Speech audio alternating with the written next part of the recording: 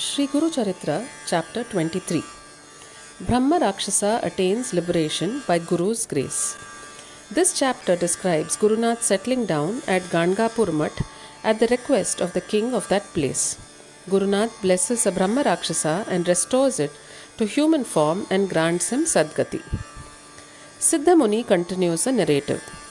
As the news of Gurunath's miracle of making the decrepit and dry buffalo yield plenty of milk and making it wet again, and thus relieving the poverty of the Brahmin spread, people started flocking to the Brahmin's house to see the buffalo, especially when it was being milked.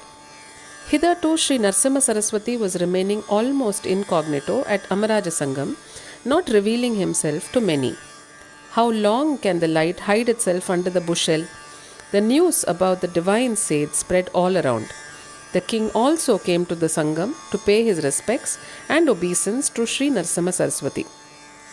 Seeing Gurunath, the king realized that this was none else but the supreme divinity, the supreme being, which the Vedas tried their utmost to discover but could not succeed at all, and for whose vision or darshan all the gods, angels and sages do the severest penances and austerities. He is the omniscient, the omnipotent and the omnipresent being, who is the creator, the sustainer and the destroyer of the universe, and the abode of all wisdom, auspiciousness and divine virtues. He realized how blessed he, his kingdom and his people were, that the intangible, infinite and the supreme being has chosen to appear before them in a visible and embodied form. The king fell at his feet and prayed that he should continue to stay in his kingdom only and should not leave the palace and forsake them. He begged him to step into his palace and sanctify it. Shri Narsimha Saraswati felt that the time had now come for him to come out of his secluded life and to reveal himself freely to all, and to carry out his divine mission in wider and fuller measure. He was also touched by the devotion of the king and felt that Gangapur, with the holy Sangam in its vicinity, is a merited place for his stay and for carrying out his mission. He gave his consent to the king, telling him that he would accede to his prayer and would stay at Gangapur. The king was overwhelmed with joy at this and realized how blessed he and his people were. Shri Narsimha Saraswati accompanied the king from Sangam to Gangapur.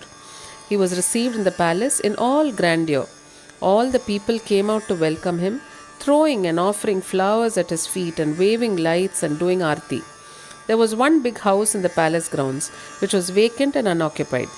There was a Ashwatha tree by the side of the house. It was spacious, but it was believed to be a haunted house, a place haunted by a Brahma Rakshasa, and hence was not considered by the king to be an apt place for Shri Narsimha Saraswati to reside.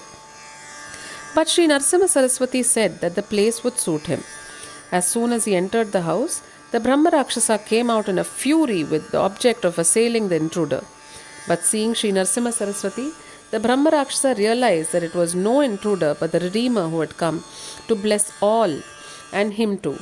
He fell prostrate at Gurunath's feet, begging to be forgiven for all his sins and to be saved by his grace.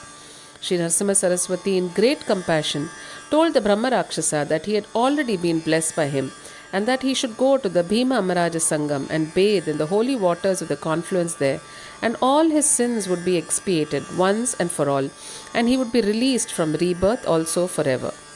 The king built a mutt at Gangapur at the place for the divine guests to stay. Each early morning, Gurunath used to leave the mutt for the Sangam, which was a couple of miles away from the mutt. He used to have his bath there and perform all religious rites and then return to the mutt by midday. The king used to come every day by noon for the sage's darshan and for offering him his worship. The name and fame of Shri Narsimha Saraswati and of his divine miracles spread by now far and wide, and thousands of devotees used to pour in for Gurunath's darshan, for redress of afflictions of their body, mind and spirit. Thus ends the 23rd chapter of Shri Guru Charitra, describing Brahma Rakshasa Mukta Karanam. Glory to the all-merciful, the omnipresent and the ever-responsive Gurunath.